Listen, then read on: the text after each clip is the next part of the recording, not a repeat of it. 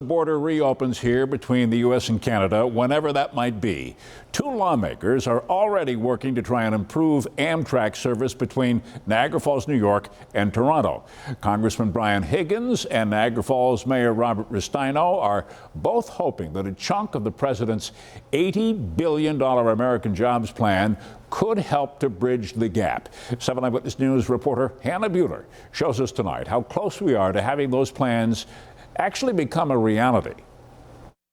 A renewed hope for travel, updated infrastructure, and jobs as it relates to one of Western New York's biggest assets, the proximity to Canada. A robust schedule of train service between Western New York and Ontario will be important not just to the local economy, but to the national economic recovery as well. Congressman Brian Higgins and Niagara Falls Mayor Robert Restaino are pushing to expand Amtrak service across the border to Toronto, and they want to tap into an $80 billion investment in U.S. infrastructure to make it happen. This type of investment, which could draw people from the greater Toronto area, would really light a fire under the local economy.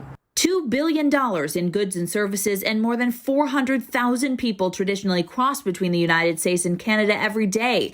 But those numbers have gone down significantly since the pandemic shut down the border more than a year ago. As you can see, it's pretty quiet here inside the Niagara Falls Amtrak station, with only about 100 people coming in and out per day. The reopening of these borders is a very, very important part to our economy. But no one knows just when that will happen. Higgins says he believes with increased vaccinations, safety measures, and mask usage, the border needs to open. And you can't keep the border closed for the next 10 years. The latest numbers show more than 40% of Erie County's total population has received at least one dose of the vaccine, 36% in Niagara County, 19.5% in Ontario. Ontario also reported more than 4,400 new COVID-19 cases Sunday, a new record high in the province. Higgins and Restaino say a vigorous train schedule between Western New York and Ontario would help boost the U.S. economy.